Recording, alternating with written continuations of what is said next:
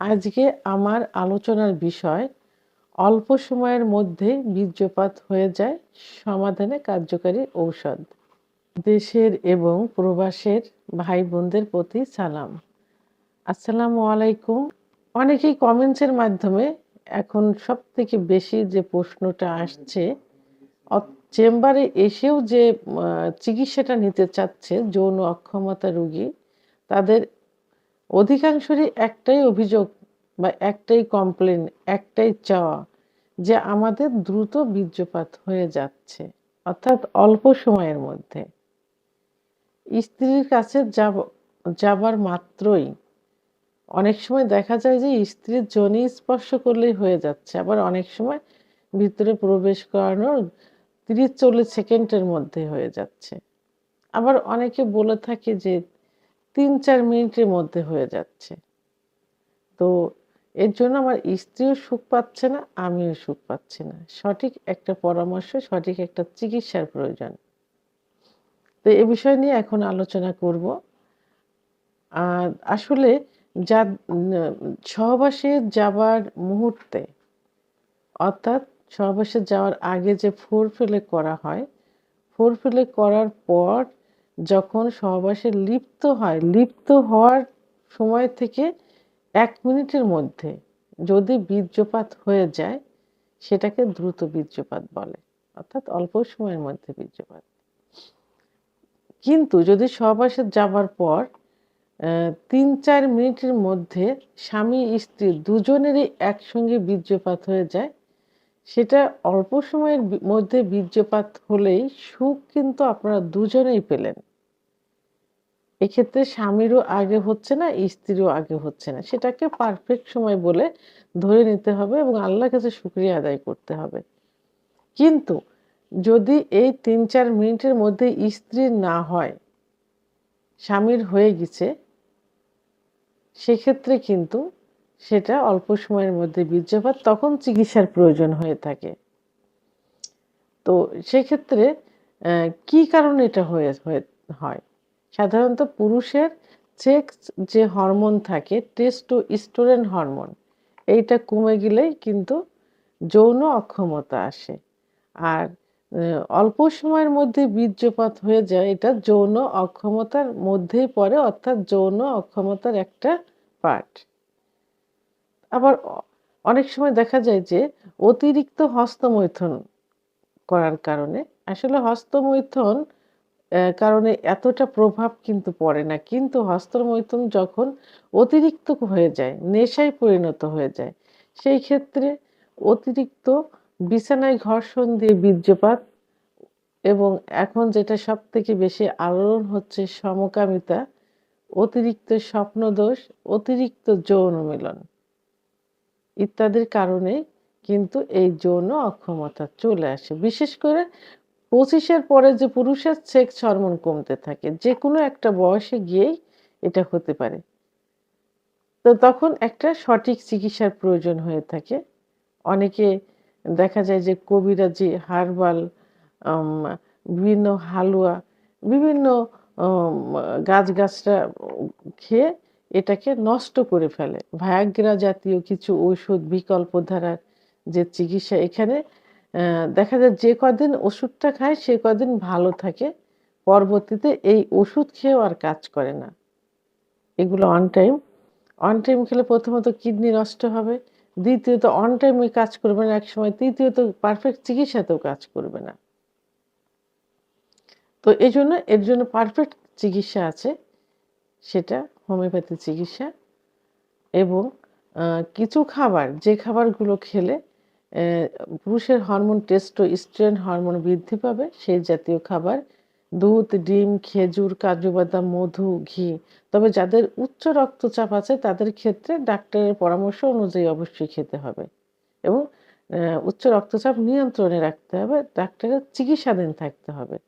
আর যাদের ডায়াবেটিস আছে তাদের ক্ষেত্রে খাবারের যে কন্ট্রোলগুলো, এখানে যে খেজুর, এটা ন্যাচারাল সুগার থাকে, দিনে সকালে 2টা, রাত্রে 2টা খেতে পারেন। মধু, এটাতে ন্যাচারাল সুগার, সকাল 1 চামচ, রাত্রে 1 চামচ খেতে পারেন এবং ডায়াবেটিস কন্ট্রোলে রাখতে হবে।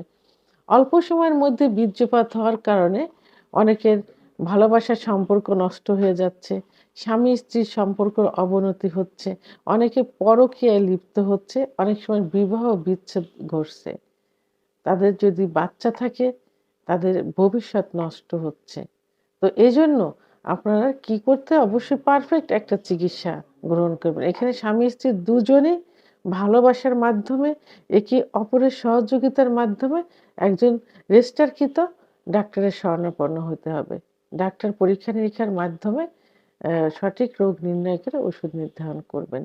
তো আজকে আমি এই যে অল্প সময়ের মধ্যে বীর্যপাত হয়ে যায়, এই রোগীদের জন্য একটি হোমিওপ্যাথি কমিউনিকেশন অর্থাৎ ৪ টি মাদার টিংচার নিয়ে কথা বলব। যে মাদার টিংচার ৪ টি নিয়মিত কিছুদিন সেবন করলে অল্প সময়ের ভিতর বীর্যপাত বন্ধ হয়ে যাবে। তার মধ্যে ১ম যে ওষুধটি আমি আলোচনা করব, যে মাদার টিংচারটি, সেটি হলো agnus cast. Agnus cast. Agnus cast ওষুধটি সম্পর্কে অনেকেরই কিন্তু কম বেশি ধারণা আছে। এটা হোমিওপ্যাথি ওষুধ। যারা হোমিওপ্যাথি পছন্দ করেন তারা কিন্তু অ্যাগনাস কাস্ট সম্পর্কে ধারণা আছে। অ্যাগনাস কাস্ট যৌবনের শুরুতে যারা অতিরিক্ত যৌবনটা নষ্ট করছেন এবং যাদের অতিরিক্ত হস্তমৈথুন, বিছানায় ঘর্ষণ, অতিরিক্ত যৌন মিলনের কারণে স্বাস্থ্যহানি হয়ে গেছে, দেখতে খারাপ দেখায়, চোখ মুখ কোঠারগত হয়ে গেছে, যৌন অক্ষমতার শেষ প্রান্তে চলে আসে, তাদের জন্য অ্যাগনাস কাস্ট ওষুধটি খুব ভালো কাজ করে থাকে। তো অ্যাগনাস কাস্ট মাদার টিংচার ১০ ফোঁটা ঠান্ডা পানি সহ দিনে ৩ বার সেবন করতে হবে। সকালে, দুপুরে, রাত্রে, খাবার আধা ঘন্টা আগে অথবা আধা ঘন্টা পরে, আধা গ্লাস ঠান্ডা পানি সহ।